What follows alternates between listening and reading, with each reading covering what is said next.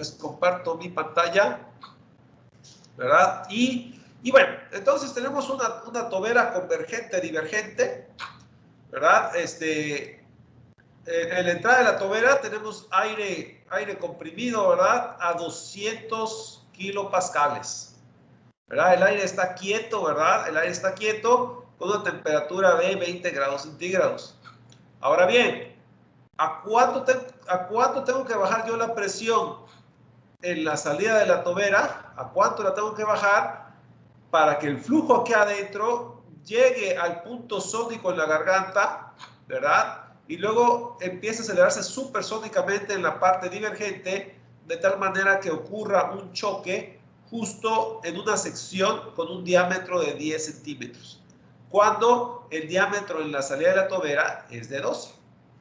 Entonces es posible, yo controlando la presión aquí, es posible fabricar un choque en la parte divergente en cualquier posición, ya sea a la izquierda o a la derecha, ¿verdad? Justo hasta el punto de salida. Yo puedo regular dónde ocurre el choque simplemente moviendo la presión en la salida. Y es más, si yo sigo moviendo la presión en la salida, puede ser una situación donde no hay choque y el flujo sale limpio supersónicamente, que es lo ideal, ¿verdad? Si tengo una parte divergente es para acelerar el flujo supersónicamente, si no, ¿para qué la tengo? Pero bueno, es posible, ¿verdad? Es posible regular la presión en la salida para provocar un choque en alguna sección. Entonces, dadas las condiciones del aire comprimido en la entrada de la tobera, 200 kilopascales y temperatura de 20 grados centígrados, ¿verdad? ¿Qué presión tengo que poner en la salida de la tobera para que el flujo se acelere al punto sónico en la garganta y supersónicamente en la parte divergente, de tal manera que ocurra un choque en una sección de 10 centímetros? Bueno, pues lo que hay que analizar aquí es lo siguiente. Va a haber un recorrido isentrópico desde el inicio hasta el punto justo antes del choque. Aquí hay un recorrido isentrópico.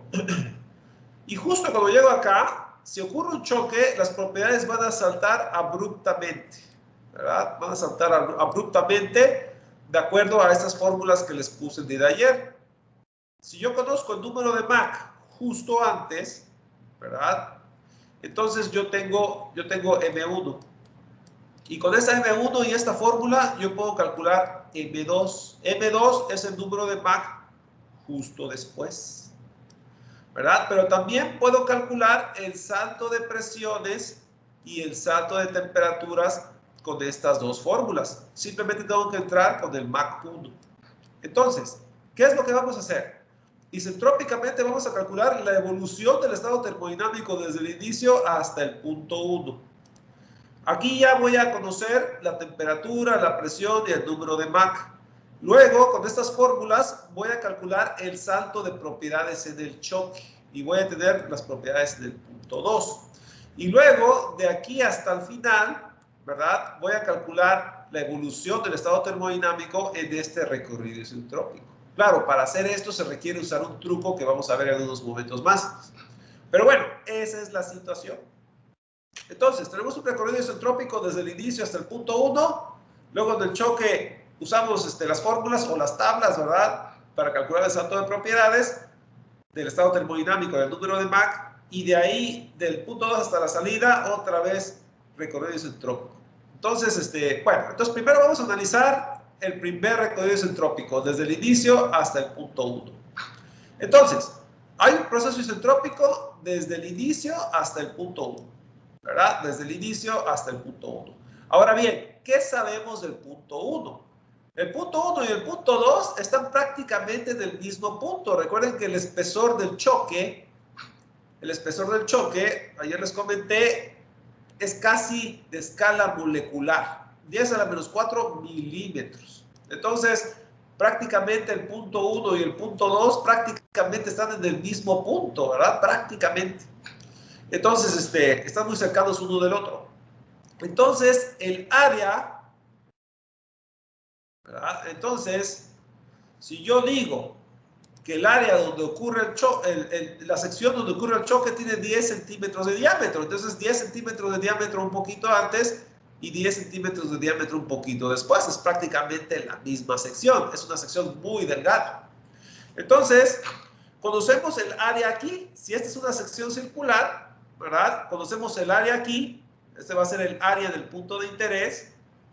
Y si hay un choque en la parte divergente, es porque el flujo era supersónico justo antes. Recuerden, solamente puede ocurrir un choque cuando hay flujo supersónico. Ayer lo mencioné. Solo cuando el flujo es supersónico puede ocurrir un choque, ¿verdad? Se concluyó que ondas de choque solamente pueden ocurrir cuando el flujo es supersónico, ¿verdad? Eso es de un análisis de los estados termodinámicos, comparando los que ocurren antes con los que ocurren después de la onda de choque. Entonces, si aquí el flujo es supersónico, significa que en la garganta el flujo es sónico, ¿verdad? Significa que en la garganta el número de Mach es igual a 1, ¿verdad? Entonces, si ocurre un choque en la parte divergente es porque tenemos garganta sónica. Y si tenemos garganta sónica, el área en la garganta, por definición, es A asterisco, ¿verdad? Que es el área en un punto donde hay velocidad sónica. Entonces, en la sección que estamos analizando en el punto 1, ¿verdad? Vamos desde el inicio hasta el punto 1. Entonces, estamos analizando el punto 1. En el punto 1, ¿verdad? Al final del recorrido que estamos analizando, ¿cuál es su área? Su área es el área correspondiente a 10 centímetros de diámetro. ¿Qué otro dato conocemos? Que para haber llegado al punto 1 tuvimos que haber pasado por la garganta sónica. La garganta sónica tiene un área asterisco. Entonces calculamos, entramos con este dato a las tablas de flujo isentrópico, porque es un recorrido isentrópico desde el inicio hasta el punto 1. Y del punto de interés, calculamos área sobre área asterisco, ¿verdad? El área con respecto al área asterisco que ocurrió en algún punto de mi recorrido. Entonces, área 1 sobre área asterisco, simplemente metemos pi cuartos de diámetro al cuadrado sobre pi cuartos de diámetro al cuadrado. Ahora, tenemos pi cuartos del diámetro al cuadrado 1 sobre pi cuartos de diámetro cuadrado asterisco, ¿verdad? Pero el pi cuartos se cancela, entonces nada más el cociente área 1 sobre área asterisco es nada más diámetro 1 sobre diámetro asterisco, ¿verdad? Nada más. Entonces, simplemente dividimos los cuadrados de los diámetros y ya tenemos el cociente de áreas. Y en este caso nos da 2.778. Entonces, en el punto 1 tenemos un cociente área sobre área asterisco igual a 2.778.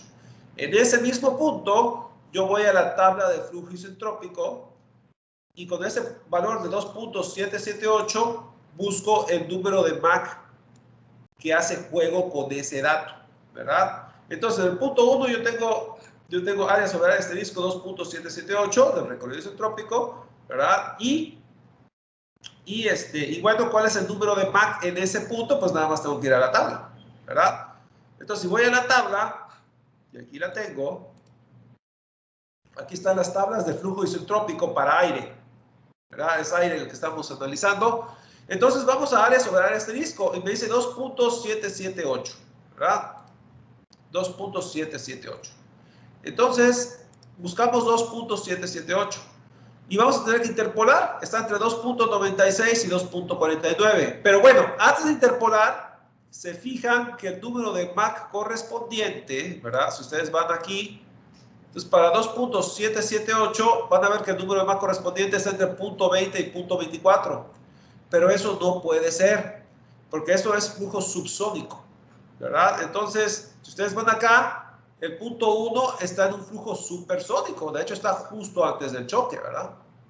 Entonces, este es un flujo supersónico. Entonces, ese valor no es el que yo estoy buscando. Este valor de 2.778 aquí no es el que yo estoy buscando. Este 2.778 correspondería a una sección en la parte convergente. Significa que yo estoy haciendo referencia a un área que también mide 10 centímetros, ¿verdad? Pero en la parte convergente, porque en la parte convergente, área sobre área asterisco, ¿verdad? Va a corresponder a un punto del flujo donde es subsónico, ¿verdad? Pero este 2.778 que yo estoy buscando no corresponde a un flujo subsónico. Yo no estoy buscando este, yo estoy buscando este. Y aquí, como estoy junto a la onda de choque, aquí tiene que ser supersónico. Entonces tengo que buscar ese cociente no para un número de Mach menor a 1, sino para un número de Mach mayor a 1. Entonces otra vez voy a la tabla y vemos que área sobre asterisco 2.778 no es este. Tengo que buscar otro. Entonces sigo buscando. Y si se fijan, aquí llego a 1 y luego empieza a subir de nuevo, ¿verdad? Y se me acabó la columna, tengo que ir a la otra. Entonces ahora voy aquí y sigo buscando. Ahora si se fijan, va subiendo, ¿verdad? Entonces busco 2.778 y veo que está entre estos dos. Y entre estos dos, yo voy a interpolar entre estos dos valores, entre 2.52 y 2.56. Esta es la columna de los números de Mach. Entonces, interpolo esos valores y efectivamente, ¿verdad? Efectivamente 2.556. Entonces, ojo con eso. Cuando ustedes ubican un punto y calculen área sobre área asterisco, chequen que el número de Mach corresponda al punto donde ustedes están. Si el número de Mach es subsónico, significa que es área sobre área asterisco, pero del lado subsónico. Y ustedes no, ustedes están del lado supersónico. Entonces, tienen que buscar ese cociente, pero para un número de Mach mayor a 1, ¿verdad? Entonces, puede haber dos valores de área sobre área asterisco, ya sea de un lado o del otro, ¿verdad? Aquí estamos fijándonos, tenemos que checar de que sea supersónico, que corresponda a este número. Bueno, ya tengo el número de Mach justo antes de la onda de choque. Ahora, con ese número de Mach, ¿verdad? Yo puedo entrar a la fórmula para M2, para P2 sobre P1 y T2 sobre T1, ¿verdad? ¿Por qué? Porque ya tengo el número de Mach justo antes. Entonces, puedo calcular el salto de propiedades. Ahora bien, pero bueno, antes de eso, bueno, de hecho aquí ya tengo el salto de propiedades. Entonces, para un número de Mach 1 de 2.556, de ahí puedo calcular el Mach 2, ¿verdad? Que es la primera fórmula, ¿verdad? Teniendo Mach 1 puedo calcular Mach 2. Esta fórmula, bueno, los números ya están en tablas. Entonces vamos a la tabla y vamos a la tabla de Normal Shock Flow. Significa flujo a través de un choque perpendicular, ¿verdad? Que es nuestro caso. Estamos dentro, como estamos dentro de la tobera, los choques son perpendiculares al flujo. Entonces, si yo tengo el Mach 1 igual a 2.778, ¿verdad? Aquí voy fijándome. 2.778 está entre 2.76 y 2.80. Entonces voy a tener que interpolar entre el Mach 2 correspondiente. Va a caer entre .4911 y .4882. Esa es la columna del Mach 2. Y efectivamente, ¿verdad? Va a ser .5078. Entonces, ya tengo el número de Mach del otro lado. Entonces, estaba aquí, ya calculé el número de Mach justo del otro lado. Precisamente de las tablas. Entonces, con el Mach 1 de 2.556, busco el Mach 2 de .5078. Claro, voy a tener que interpolar. Ahora, hay otro valor que me interesa. De 2.556, me voy a ir a la última columna, P02 sobre P01. Este valor, ahorita voy a explicar a qué se refiere, pero si lo buscan en tablas, es la última columna, ¿verdad? Entonces, aquí, para un número de Mach dado, si ustedes van hasta la última columna, P02 sobre P01. Entonces, otra vez, para dos puntos, los puntos y feria, 2.78, me parece, a ver cuánto era 2.55, perdón. Entonces, para 2.55, ¿verdad? 2.55, ustedes están aquí, ¿verdad? Entre estos dos valores van a la última columna y están de .4991 y .4754. Van a tener que interpolar y ustedes hallan el P02 sobre P01. Ahora, ¿por qué es importante este valor? Fíjense bien. Ustedes tienen un recorrido isentrópico, luego el salto no isentrópico, ¿verdad? Aquí estamos en la tabla de choques, y luego tienen otro recorrido isentrópico. Entonces, ustedes en la tabla de choques, ahí buscan P02 sobre P01 y les va a dar .4778. Ahora, ¿este valor para qué me sirve? Fíjense bien. Aquí hay un recorrido isentrópico y aquí hay otro recorrido isentrópico. Entonces, aquí voy a utilizar tablas de flujo isentrópico y aquí también. Pero en el tramo 1, todas las tablas de flujo isentrópico tienen una columna P sobre P0, ¿verdad? Entonces, P sobre P0 me va a dar la evolución desde el inicio hasta P1, ¿verdad? La evolución me va a decir cuánto vale P en función de P0 antes del choque. Eso es P sobre P0 del tramo 1. Pero en el tramo 2, si yo quiero saber, por ejemplo, el valor aquí, ¿verdad? Yo necesito el P0 desde donde nació, pero no lo tengo porque este tramo isentrópico nació de un choque. No puedo ubicar cuál es el P0 que va a evolucionar isentrópicamente para llegar hasta acá, porque este nació de una interrupción. Entonces, pero no es el fin del mundo, ¿verdad? Yo con este valor 2 que ocurre después del choque, yo puedo calcular en una evolución isentrópica de dónde pudo haber nacido de no haber habido un choque, ¿verdad? Y ese es el P0 del tramo 2, del tramo que empieza en el punto 2. Entonces, P02 sobre P01 me dice cómo se compara este P01 real contra este P02 que es virtual, ¿verdad? Es una extrapolación teórica para ver si hubiese nacido en este P0, cómo evolucionaría isentrópicamente desde el inicio hasta el final. O por lo menos desde el inicio hasta el punto 2 después de la onda de choque. Estamos en una extrapolación numérica, ¿verdad? Para ver cuál es ese origen virtual. Entonces, el P02 o el P01 simplemente es un valor que ocurre en las tablas de choque, ¿verdad? Que me dice cómo se compara este valor real contra este valor virtual extrapolado a partir del punto inmediatamente después de la onda de choque. Entonces, si ya conozco P02 sobre P01, ¿verdad? Ya lo saqué de tablas. Bueno, pues ¿cuánto vale P02? ¿Cuánto vale este valor? Pues vale ese cociente que busqué en tablas por P01, porque esto se cancelaría, ¿verdad? Entonces, entonces lo único que tengo que hacer es meter el P01. ¿Y qué es el P01? Es el P0 original, el que llegó hasta el punto antes del choque. Y el P01 es el P0 de mi problema. Y el P0 de mi problema son los 200 kilopascales, ¿verdad? 200 kilopascales. Es el P0 del tramo 1. El P0 del tramo 1.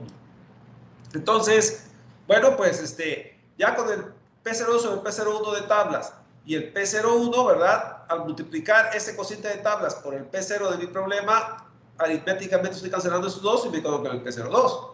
Entonces, este valor de tablas es .4778 y el P01 es 200. Entonces, de ahí ya tengo el P02. Entonces, para llegar a esta presión después de la onda de choque, una extrapolación teórica me llevaría a un origen igual a 95.55 kilopascales. Es decir, si la presión disminuye isentrópicamente, nacería de esta presión para llegar a la presión que hay justo después de la onda de choque, ¿verdad? Bueno, entonces nosotros ahora tenemos este recorrido teórico para calcular desde después del choque hasta el final, ¿verdad? Ya con este P0 a la hora de usar las tablas para el segundo tramo. Entonces, del MAC 1, ¿verdad? Ya calculamos el MAC 2 y calculamos P02 sobre P01. Y con eso calculamos el P02, ¿verdad? El P0 correspondiente al segundo tramo después de la onda de choque. Ahora bien, en el segundo tramo después de la onda de choque, ¿verdad? En el segundo tramo después de la onda de choque, bueno, pues tenemos un proceso isentrópico, ¿verdad? Desde 2 hasta la salida. Entonces, ahora sí, empezamos en el punto 2. En el punto 2, voy a borrar las demás líneas, nada más para no confundir. Ok.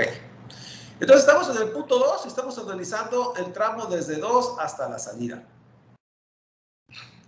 Ahora bien, ¿qué conocemos en el punto 2? Conocemos el número de Mach, lo sacamos de tablas. ¿Ah? Lo sacamos de tablas. Entonces, en el punto 2 conocemos el número de Mach. Entonces, vamos a la tabla de flujo isentrópico y entramos al número de Mach de .5078. ¿Verdad? Entonces, sabemos que en el punto 2 tenemos un número de Mach de .5078.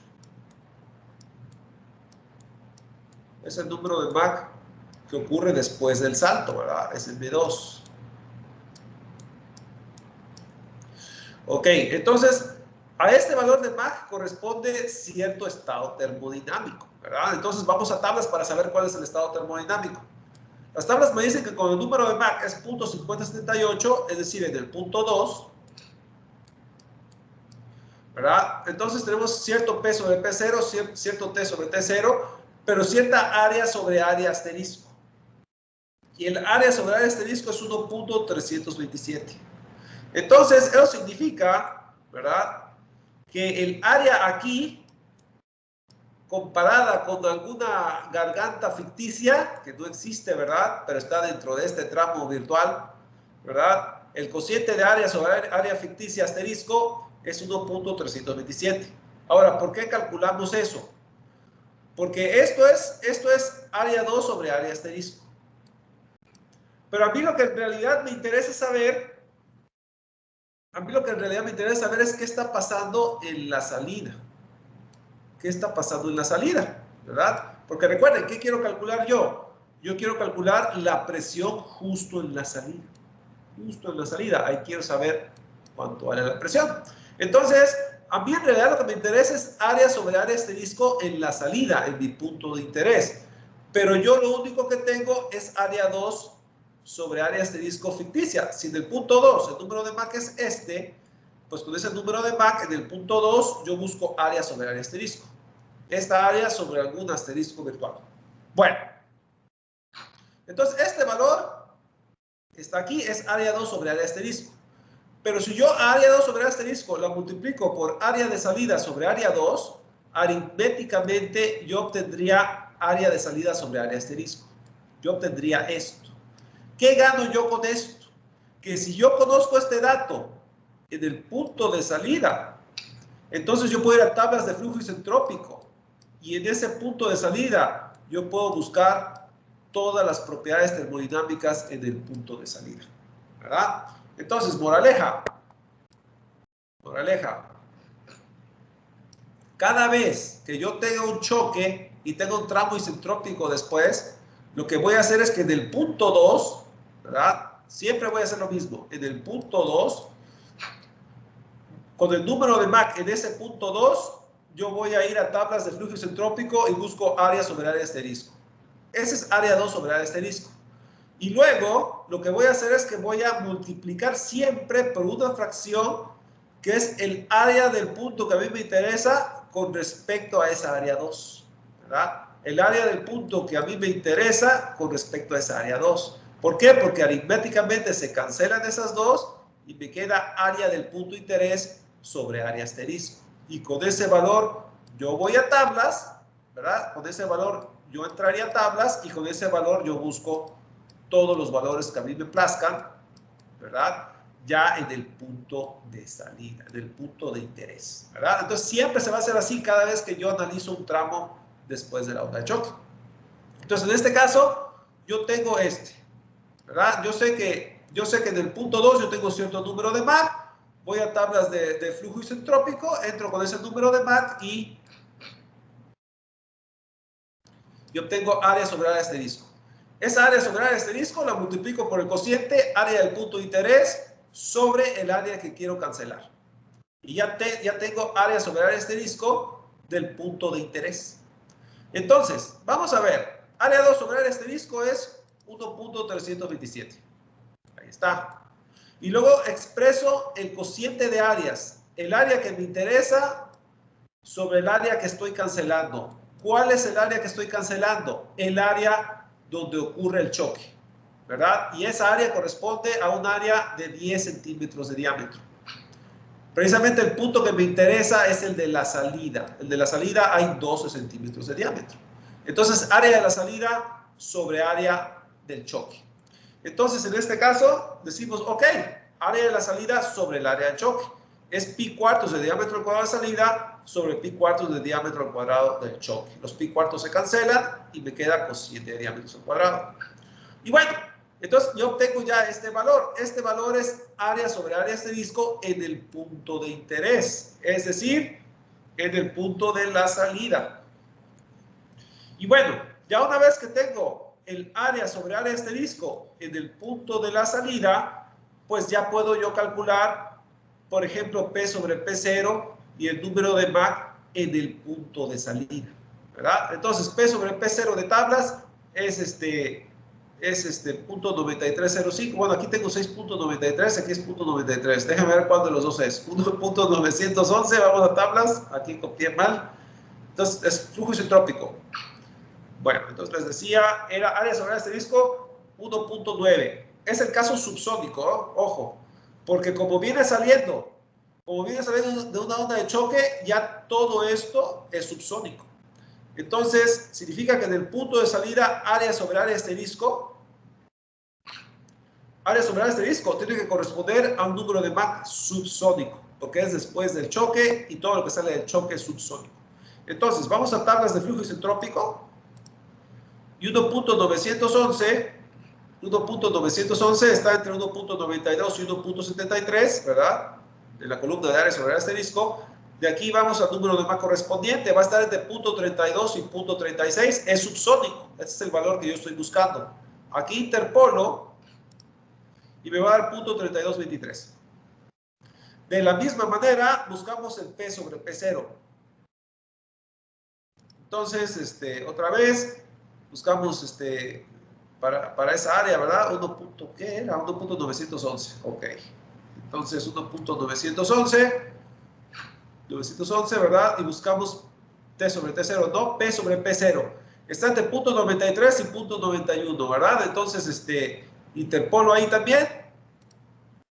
Y es 0. Este es un 0. No sé por qué puse 6, pero es un 0. Ahorita lo edito, ¿verdad? 0.9305. De hecho, es el valor. Aquí están las tablas.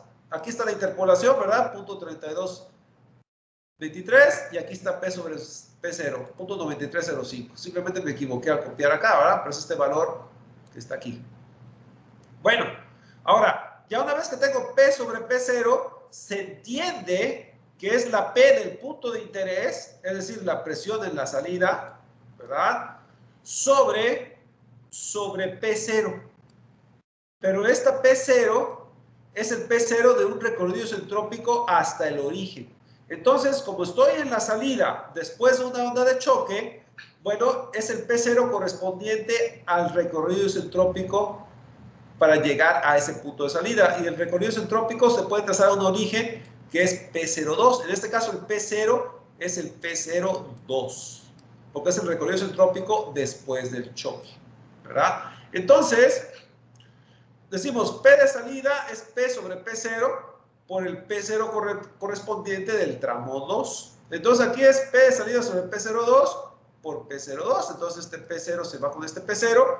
Este P0 es el P02, que lo habíamos calculado, 95.55 kilopascales, y P sobre P0 es el 0.9305, ¿verdad? Y eso me va a dar una presión en la salida de 88.9 kilopascales. Y ese es nuestro resultado. Entonces, para este ejemplo, ¿verdad? Yo tengo que poner, después de tanta cosa que escribí aquí, bueno, para este ejemplo, ¿qué valor de PR necesito poner acá para que ocurra un choque de 10 centímetros aquí? Bueno, pues lo acabamos de calcular. Es una presión de 88.9 kilopascales.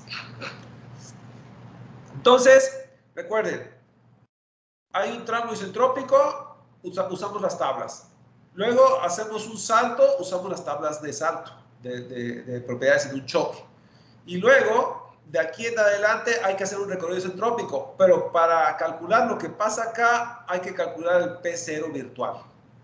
Y eso lo hacemos con el cociente P02 sobre P01, que se obtiene de la tabla de salto de propiedades en el choque. Y ya teniendo ese tramo, ahora sí, van desde 2 hasta el punto final. Pero ojo, en 2 ustedes calculan área sobre área asterisco, ¿verdad?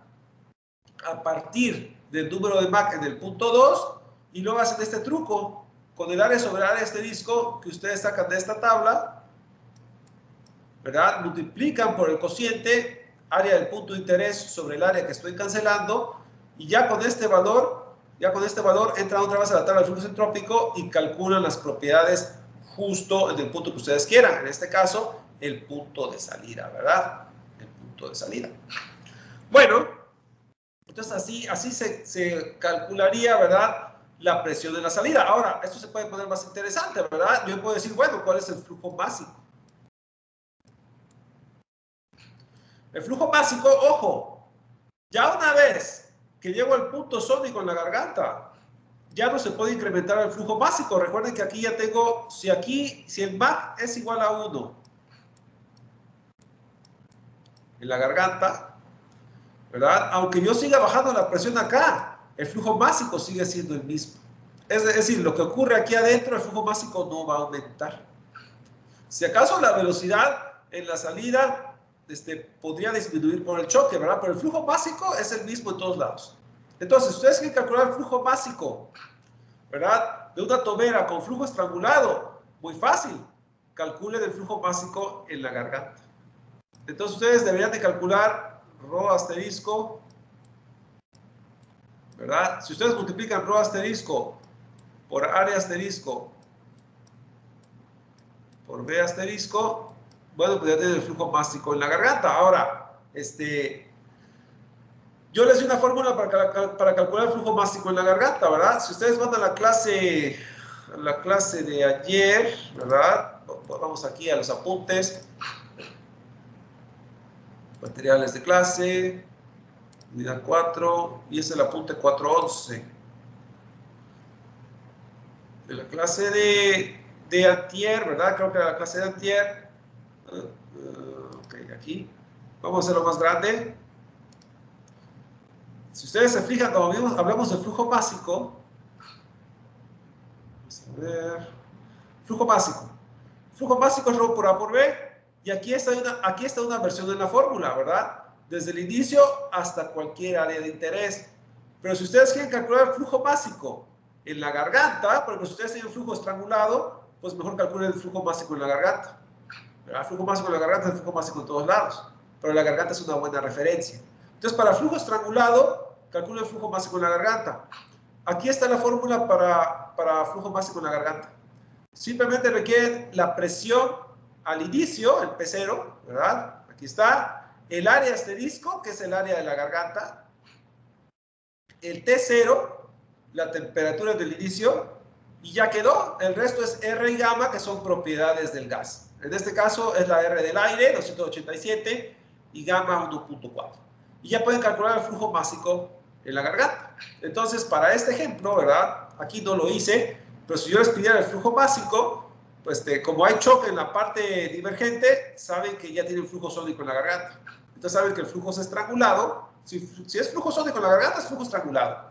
Y si es flujo estrangulado, calculen el flujo básico en la garganta. ¿Cómo? Con esa fórmula de flujo básico en la garganta, ¿verdad? Simplemente con P0, con T0, claro, en términos de temperatura absoluta, ¿verdad? Y con el área de la garganta, el área correspondiente a este diámetro, con eso, claro, y suponiendo que esto es aire, ¿verdad? Entonces ya pueden calcular el flujo básico en la garganta, que es el flujo básico en todos lados.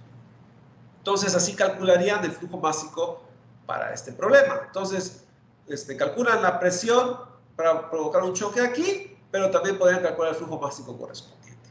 Bueno, ahora bien, vamos con la tarea, ¿verdad? La tarea de esta unidad. Añadimos un último problema, que es el... Déjenme ver. No, ya la tengo aquí adentro. Ok. Entonces la tarea, de hecho ya la subí a la plataforma, pero a ver aquí.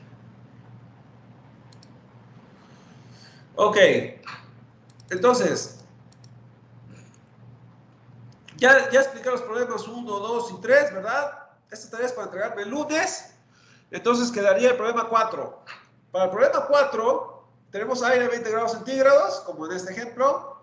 La presión en la entrada es 300 kilopascales. Y en la garganta tengo un diámetro de 5 centímetros.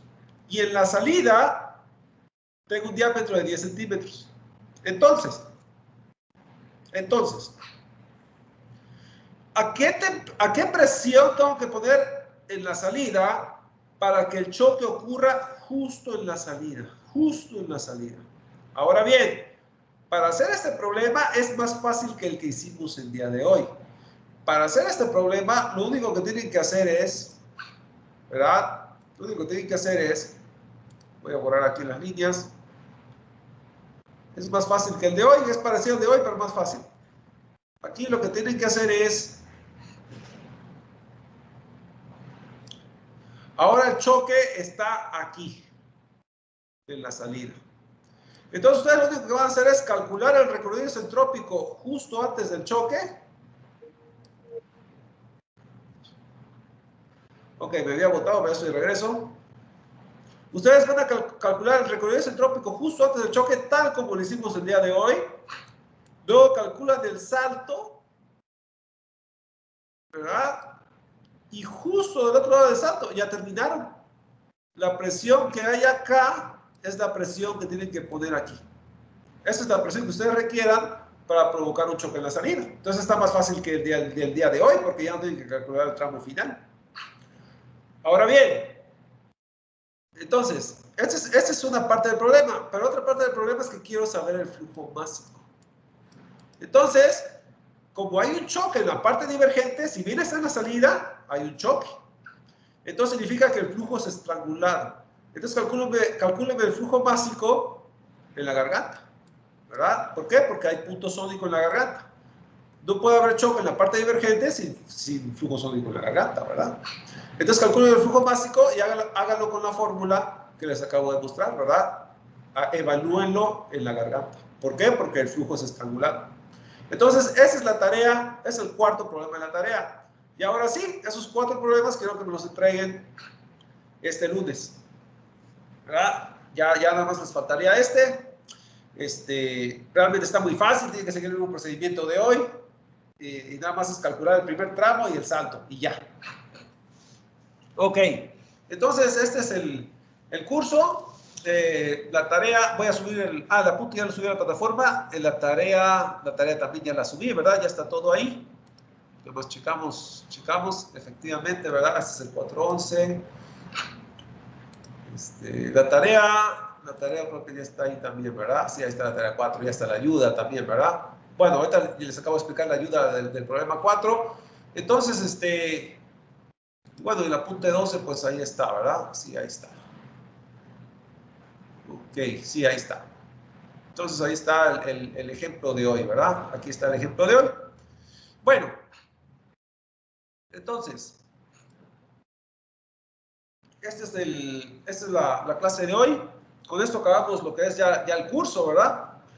Entonces, la tarea me la entregan el lunes y el examen sería el viernes, es decir, de mañana en 7 días, ¿verdad? El viernes de la próxima semana. Ahora, para el examen les voy a poner,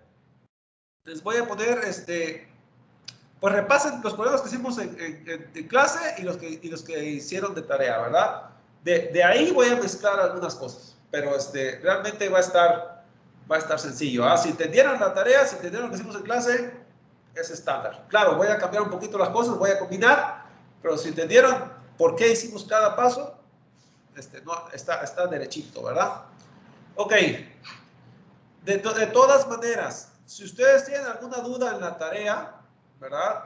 O alguna duda en alguna punta, algún ejemplo de clase, simplemente aquí en la sección de publicaciones, ¿verdad? Aquí me pueden escribir un mensaje antes de la hora de clase. Yo me asomo a la hora de clase, ¿verdad? Y si alguien tiene una pregunta, los atiendo en esa hora, ¿verdad? Pero yo nada más me voy a sumar cuando empiece la hora de clase, no voy a estar toda la hora esperando, ¿no? Entonces, bueno, pues esa es la manera en que vamos a trabajar si tienen alguna duda. Ahora bien, yo toda la semana que entra ya voy a empezar a calificar, ¿verdad? Ya una vez que termino el curso, empiezo a calificar.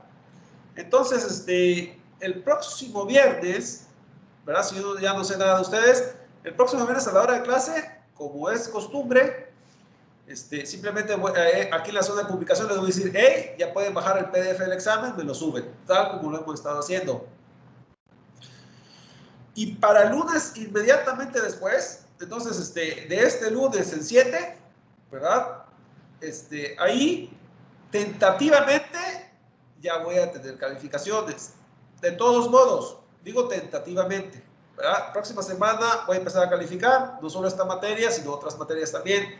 Entonces, no hay garantías de que ya termine de calificar, pero de todos modos, el lunes, de este lunes el 7, ustedes se asoman a la hora de clase aquí a la página de Teams, y bueno, o voy a estar yo aquí, o ahí en la sección de publicaciones les escribo un mensaje diciéndoles, hey, tal día nos vemos, ¿verdad? Entonces, tentativamente nada más asómense ese día, a ver si ya les puse un mensaje o no, ¿verdad? Yo voy a tratar de tener las calificaciones para entonces, simplemente porque si alguien tiene que hacer nivelación, pues ahí les digo cuándo son, ¿verdad? Yo espero que no sea así, pero bueno, pues tiene que ser así, así será. Y bueno, ahora yo prefiero calificar procedimiento, no me alineo tanto al resultado nada más. Trato de ayudarles donde se pueda, ¿verdad? Pero obviamente si les digo que tienen que hacer nivelaciones porque les hizo falta más. Así de sencillo, ¿no? O sea, no les pude ayudar más.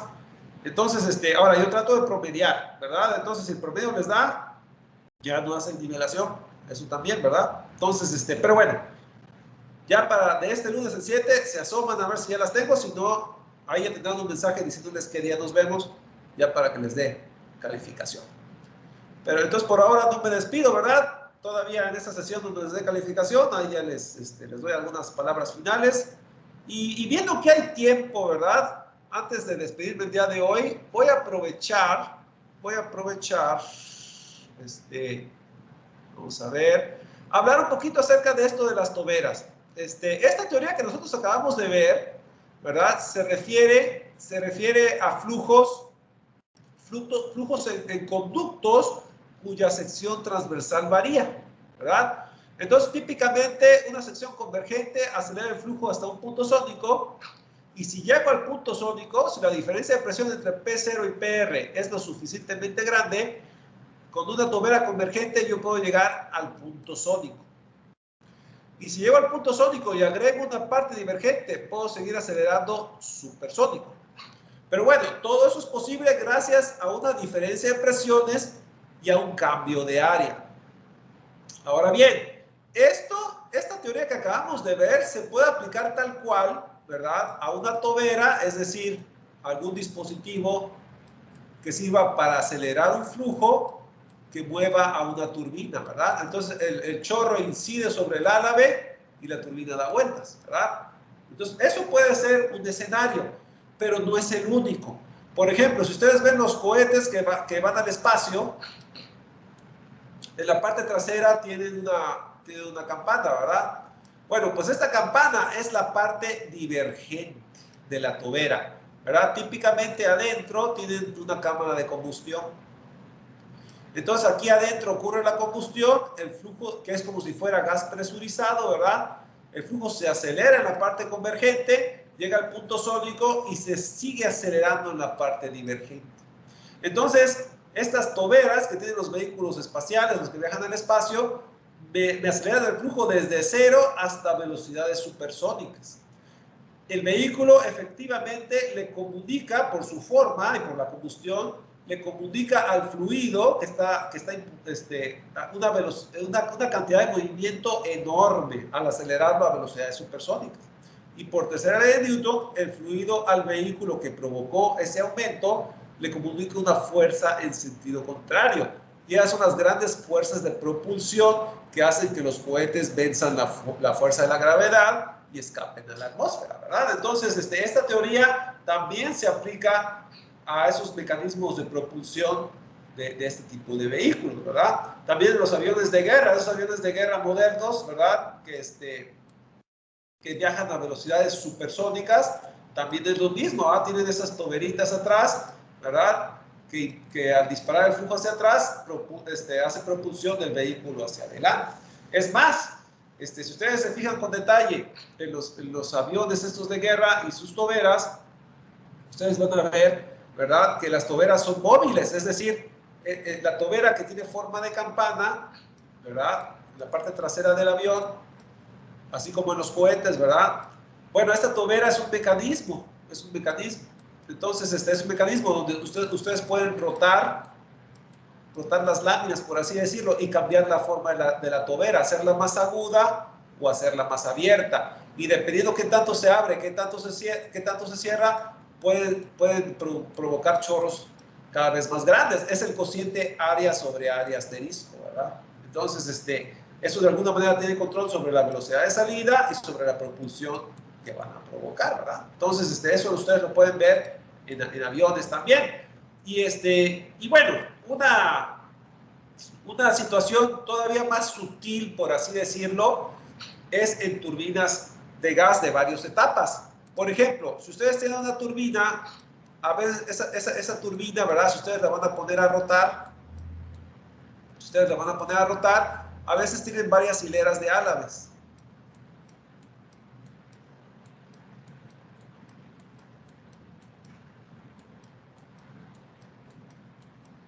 Entonces la tobera dispara el chorro entre álabes, pasa entre los álabes, pero todavía sale a alta velocidad, entonces todavía se puede filtrar a una segunda hilera de álabes y todavía a una tercera hilera de álabes. Pero si uno se fija con lupa al espacio entre álabes, ¿verdad? Si yo tengo dos álabes, por ejemplo, aquí me salió medio chiboreco, ¿verdad? Pero si ustedes tienen varios álabes, por ejemplo, así, ¿verdad? El flujo pasa entre álabes, ¿verdad? Y provoca una fuerza de sustentación y esa fuerza de sustentación hace que esto rote, ¿verdad? Pero bueno, lo importante es que cuando el flujo pasa entre álabes, si se fijan, entre álabes hay un conducto de área variable, ¿verdad? Yo tengo aquí la superficie superior y tengo aquí la superficie inferior. Entonces, aquí es una distancia, aquí es otra distancia y aquí es otra distancia. Entonces, el flujo podría decirse que pasa por un conducto de área variable como este. Entonces, a veces la forma del álabe se diseña de tal manera que yo no quiero que se pierda mucha energía. Al pasar de una hilera a otra de álabes, ¿qué es lo que pasa? Lo que pasa es que cuando el flujo pasa entre álabes, en un álabe individual, cuando el flujo lo atraviesa, hay una capa límite con una estela.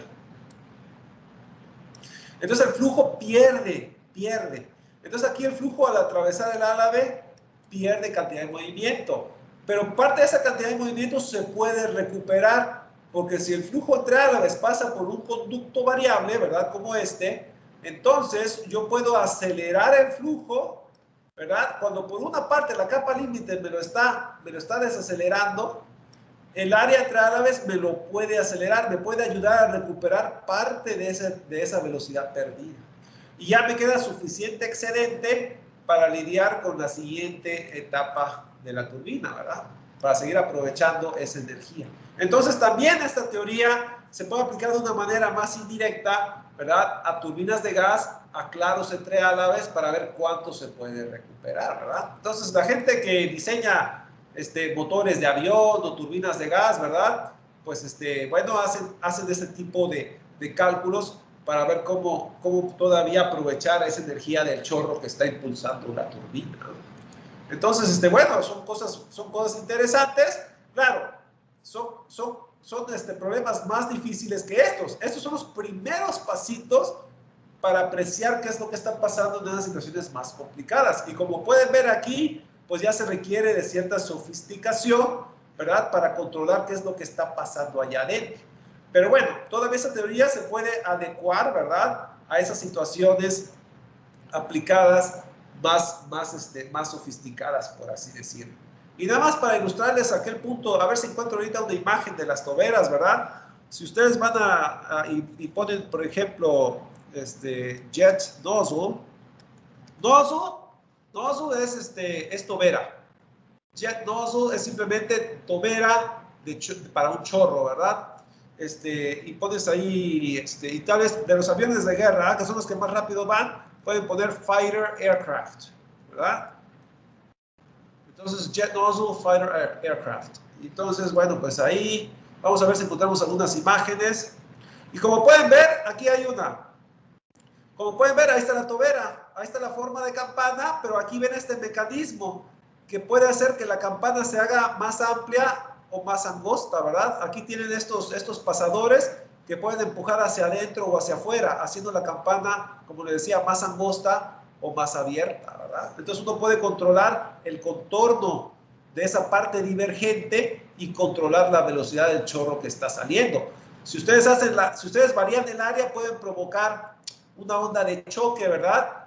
Adentro de la campana o afuera en forma oblicua, donde va disminuyendo o aumentando la velocidad del chorro y van variando la propulsión sobre el avión.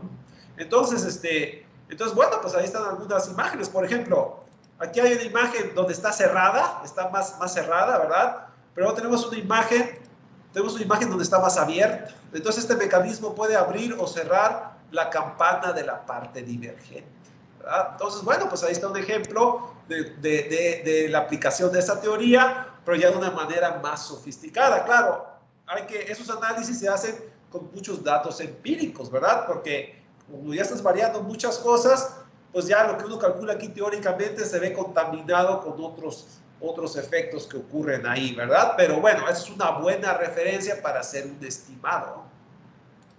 Bueno, entonces, bueno, ahí están algunas aplicaciones de lo que es flujo de tobera. Se puede aplicar directamente para producir un chorro sobre una turbina, se puede aplicar al área entre álabes de turbinas, se puede aplicar, ¿verdad?, en esas partes divergentes que sirven de mecanismo de propulsión para algún vehículo, ¿verdad?, sobre todo para velocidades supersónicas. Entonces, bueno, pues hay muchas aplicaciones para esto, pero ojo, las matemáticas también son muy complicadas, ¿verdad? Estamos hablando, si ustedes se fijan en las fórmulas, pues aparecen monstruos como ¿verdad? Entonces, hay mucha álgebra detrás de todo esto, ¿verdad? De hecho, si ustedes quieren calcular M2, por ejemplo, si ustedes quieren saber el número de Mach correspondiente a un salto de temperatura, pues no les queda de otra más que tantear M1, porque a ver, despéjenme M1 de esta ecuación, ¿verdad? Entonces, vamos, hay muchos problemas numéricos interesantes cuando yo tengo un dato y quiero obtener otro.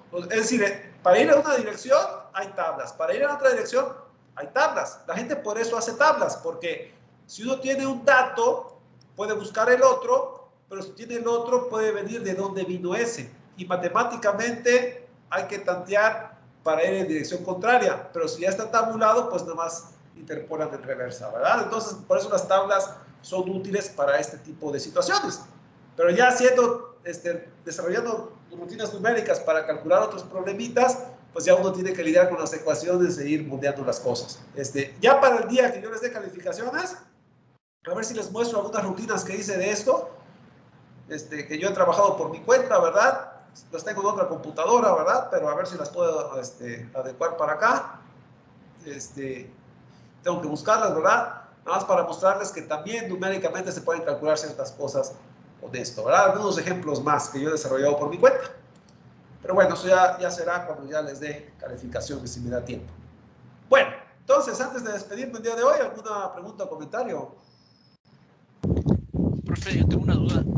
Sí, dime. En el examen va a venir también lo que es flujo compresible. Aún no lo he decidido. Si les pongo flujo compresible, todavía no lo sé. Si les pondría algo directo, como lo que vimos el día de hoy, o como lo que les voy a poner en la tarea. O sea, si acaso.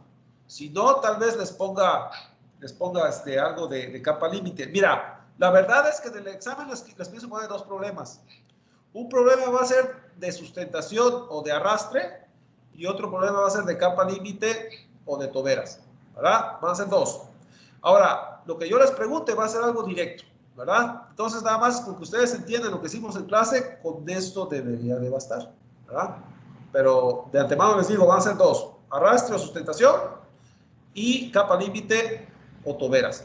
Pero lo que yo les ponga va a ser algo muy parecido a lo que vimos en clase. Simplemente voy a cambiar algunas cosas, pero si entendieron lo que hicimos en clase, no debe haber ningún problema.